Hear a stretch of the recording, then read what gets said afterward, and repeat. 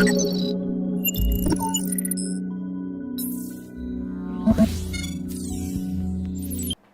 selamat pagi, selamat siang, dan selamat malam buat teman-teman viewers Kanal 3 yang sedang menyaksikan episode Melek Hukum kita kali ini.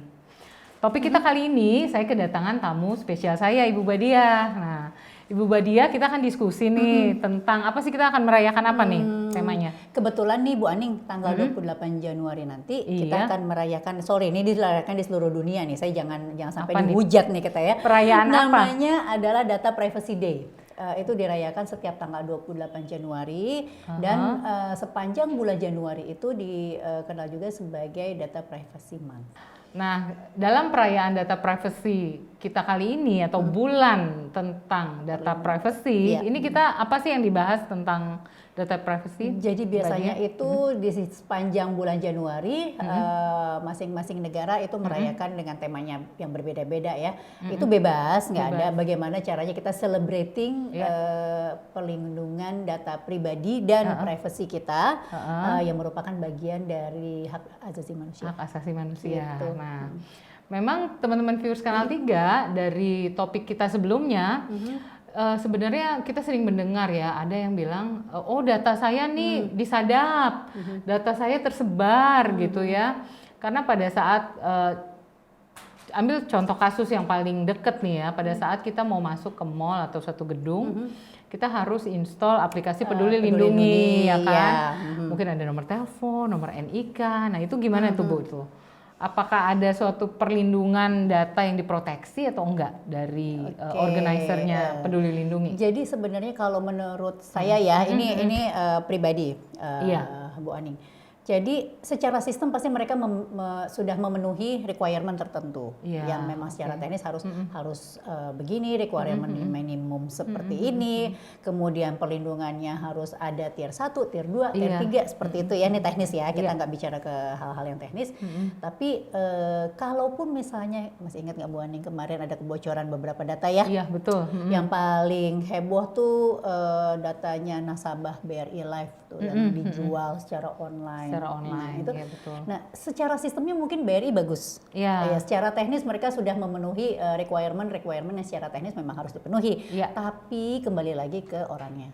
Nah, apakah para kru yang terlibat di dalam pemrosesan, pengumpulan data, penyimpanan penginputan itu sudah memenuhi kaidah-kaidah norma-norma perlindungan data pribadi. Nah, kan ternyata kemarin ada yang nakal tuh sampai masuk ke internet dijual sekian ribu dolar gitu kan. Berarti bukan sistemnya yang salah Bu Aning. Jadi saya juga berasumsi bahwa Peduli Lindungi ini secara teknis sudah memenuhi kriteria-kriterianya, tapi kita kembali lagi nih orang-orangnya bagaimana. Mudah-mudahan juga didukung oleh SDM yang aware lah ya bahwa hal itu harus dilindungi. Iya, ada beberapa fakta yang terjadi ya. Kadang-kadang pada saat kita mau membeli sesuatu atau kita mau ikutan membership sesuatu, kita kan suruh ngisi tuh, bisa ngisinya aplikasi, bisa isinya ada form juga. Nah itu gimana ya? Setelah itu biasanya tuh suka banyak nih tawaran-tawaran gitu loh. Apa kita emang harus isi atau nggak mau ntar data saya jadi bocor. Itu gimana kita harus ngelihat kondisi kayak gitu? Itu juga makanya kan pengumpulan datanya mungkin orangnya mbak-mbaknya ya kita bilang itu sudah aware. Pastikan dia sudah ada training tidak boleh ditaruh sembarangan. Mungkin kertas-kertasnya, berkas-berkasnya ya harus dilindungi dengan kondisi tertentu. Tapi kembali lagi pada saat para petugas atau kru ini dalam perjalanan antara pengumpulan data sampai menginput data itu bagaimana nih perjalanannya? Sampai mana nih ya? Sampai mana? Apakah kertas-kertas atau berkas-berkas itu disimpan dengan baik gitu sehingga tidak dilihat oleh orang lain atau ya jangan sampai diambil ya oleh orang lain atau di copy gitu. Seperti itulah. Jadi kembali ke personalnya lagi. Kalau secara sistem sih saya yakin semua udah safe ya, sudah udah baik. protect juga ya. Nah, ada lagi istilah nih untuk beberapa negara maju yang memang sudah memproteksi data warga negaranya atau perusahaan yang sudah memproteksi data customernya. Ini kita ada istilah yang namanya do not call registry. Ini sebenarnya apa sih do not call registry ini? Jadi kalau kembali ke tadi yang Bu Aning bilang kalau ditawarin membership atau apa gitu, kita kan memberikan informasi kita termasuk nomor telepon rumah, telepon handphone terutama ya. Nah itu kalau di luar negeri sudah banyak yang menerapkan do not call registry. Jadi ini contohnya ya, kalau saya lihat ini di Singapura sudah dijalankan, itu dikelola oleh pemerintah. Sebelumnya definisi dari do not call registry apa? Do not call registry itu sebenarnya adalah satu sistem perintah atau instruksi? Bukan perintah. Jadi itu adalah satu fasilitas yang disediakan oleh pemerintah biasanya. Untuk melindungi warga negaranya. Kenapa? Karena kan kalau tadi kita kembali ke depan ya, Bu Aning, perlindungan privasi itu. Jadi kan informasi rahasia kita, data pribadi kita adalah bagian dari privasi. Itu yang perlu dilindungi oleh pemerintah. Jadi pemerintah negara-negara tetangga sudah salah satunya adalah melindungi data pribadi dengan membuat sistem yang namanya do not call registry. Do not call registry. Di mana warga negara bisa mendaftarkan nomor telepon rumah maupun nomor telepon handphonenya ke sistem tersebut. Supaya apa? Supaya tidak ditelepon tuh dengan telemarketing, penawaran-penawaran yang kita tidak mengganggu yang cukup mengganggu selama ini. Bukan cuma ditelepon, Bu Aning, itu juga tidak boleh ngirim WA atau SMS. Ada sanksinya dong ya, berarti negara itu udah gitu ya.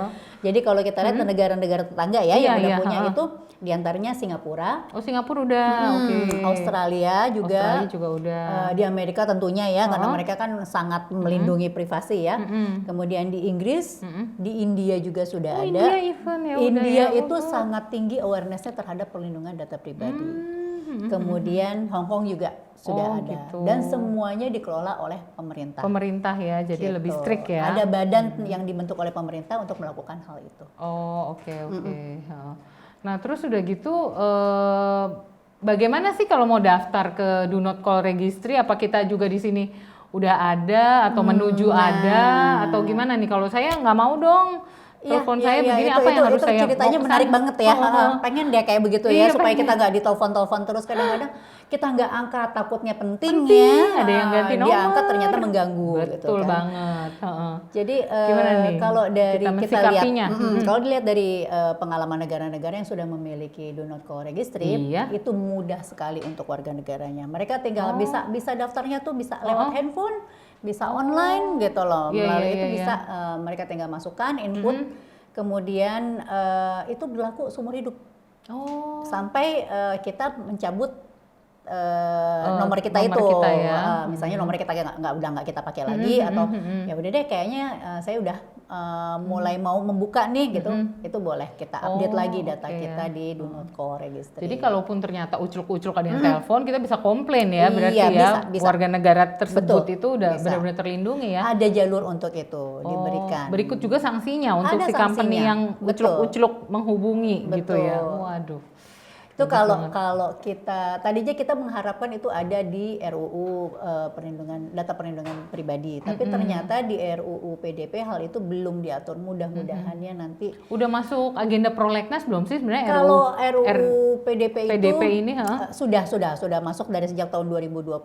Tapi kalau kita lihat draft terakhir, sayangnya do not call registry ini belum diakomodir nih ya. Tapi kita tunggu deh, kalau nanti sudah disahkan, siapa tahu turunan-turunannya nih, Bu Aning kan bisa aja tuh nanti mungkin permennya atau peraturan pemerintahnya bisa ada. Karena kan untuk kaitan dengan data pribadi ini nggak cuman misalnya Kementerian Dalam Negeri, tapi juga ada kementerian macam-macam ya, kayaknya Kominfo gitu. Terus untuk penindakannya pun mereka membutuhkan kepolisian juga. Jadi ini kayaknya benar-benar kerjasama banyak institusi ya. Kalau kita lihat dari RUU PDP nanti penegakan hukumnya bukan hanya oleh polisi, tapi juga ada PPNS-nya.